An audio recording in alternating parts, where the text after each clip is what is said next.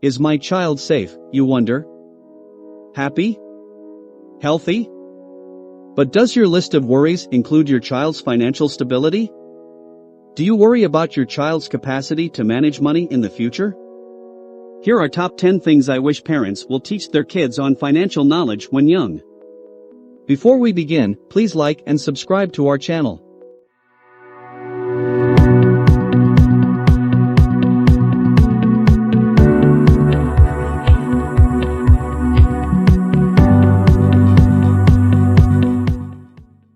Number 1. Start early.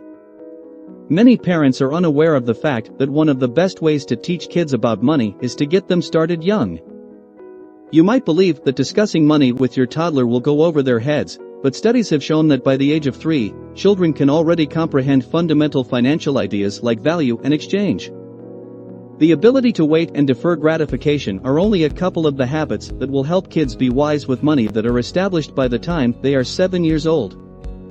These early years are crucial because of this. Naturally, that does not imply that you should give up at the age of 8. Take advantage of teachable moments in everyday life, whether your child is 3 or 23. Start a dialogue with your child about the financial decisions we make, whether it's at the grocery store checkout line or at the dinner table while choosing a college. Number 2. Teach them to build credit now. Having a discussion with your child about the importance of credit in their lives is essential for preparing them for a sound financial future. As soon as a student turns 18, they are inundated with credit card offers, and if they are unaware of the benefits and drawbacks of credit cards, they risk getting into debt. Many young people are unaware of the impact their credit has on their ability to obtain a respectable interest rate when financing items like a house, a car, or any other large purchase, as well as how their credit influences the cost of their car insurance. The greatest time to start intentionally teaching your kids about borrowing and lending is right now. To instill the habit of paying bills on time in your children, you can provide them loans that they must repay by a specific date. Additionally, when your kids are in middle or high school, take the opportunity to look over your credit report with them and use it as a teaching tool. Number 3. Challenge kids to cheapen their eats. Teach youngsters this crucial life lesson through grocery shopping. You don't simply drive your cart through the aisles at the store, you also haggle and negotiate. Home-cooked meals actually save a lot of money and are healthier because you have control over the ingredients. By assisting you in creating a weekly menu centered around sale goods and helping you load digital coupons onto your grocery store loyalty card, kids can learn how to save money on food. By mixing sale items with coupons and stocking the pantry and freezer with cheap purchases, they can learn how to become super savers. You can demonstrate to them how to use applications like Ibotta to receive grocery store rebates. In conclusion, when you consider that the price of one restaurant dinner for a family might maybe buy a week's worth of groceries, eating out, including takeout, is one of the most expensive things anyone can blow their money on. Therefore, teaching youngsters how to shop and prepare pays off. Number 4. Set savings goals. Teach your child to make a savings goal if there is something they really desire, like a new pair of Nike sneakers. In order to pay for the desire, offer to match their funds. Give them money-making tasks to do or urge them to take on more babysitting or lawn care work to earn more money. Your kids may conclude that all their hard work is worth more than a pair of trendy shoes once you demonstrate how money must be earned in order to properly finance a goal. Source used items to demonstrate to your child how to save money. If your teenage daughter wants designer pants or your son wants the Ninja Turtles backpack, show them the less expensive options at consignment stores. By choosing used goods over new ones, they will discover how much more a dollar can purchase. In addition to thrift shops in your neighborhood. In order to assist your child learn how to find the things they need within their price range, now is a wonderful time to talk about spending and budgeting. Number 5. Teach kids to delay gratification. Right now, we are teaching our little son about the fundamentals of money management. Delaying gratification is our first important lesson. We began by restricting his daily intake of Halloween candies to just one. Fortunately, he agreed to this proposal without any opposition. He has seen the dentist before, Therefore he is trying to avoid getting any cavities. Since he can now control how much sugar he consumes, we are focusing on postponing gratification for toys.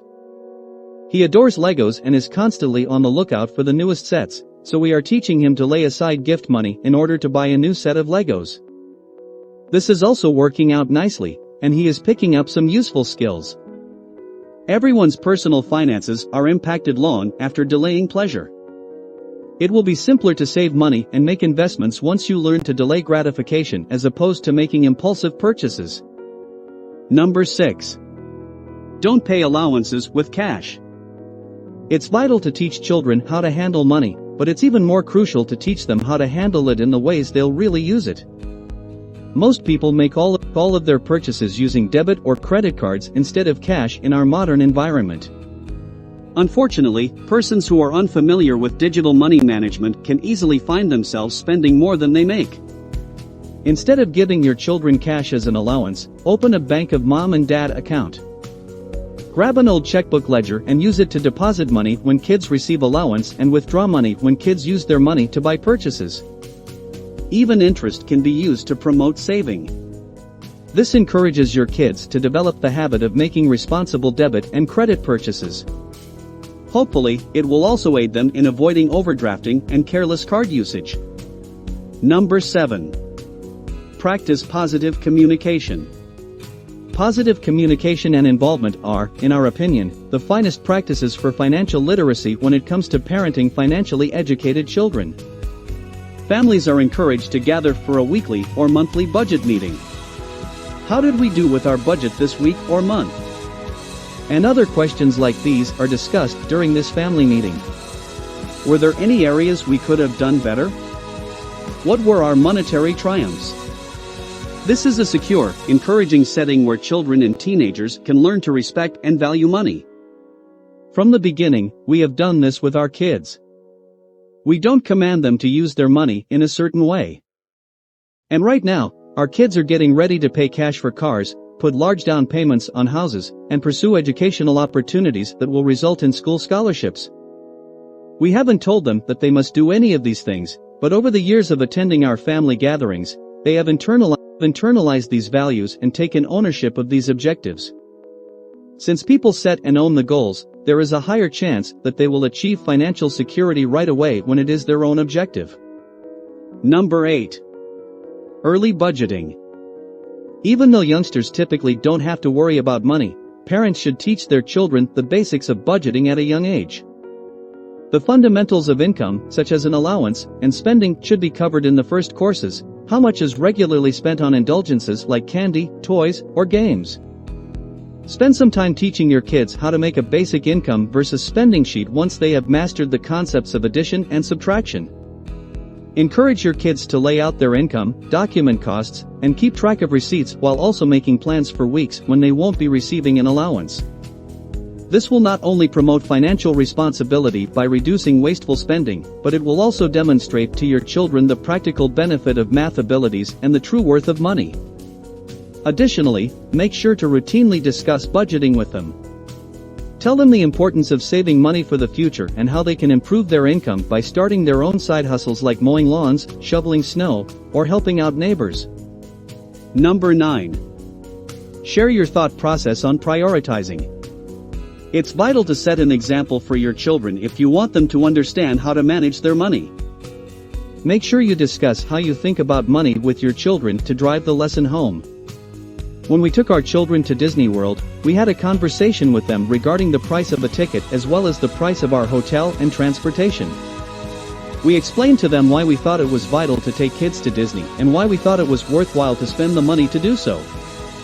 Then, we compared everything to the items we decided without purchasing in order to save money for the vacation. Our children now know that our response is a matter of prioritizing when they ask us to purchase them anything.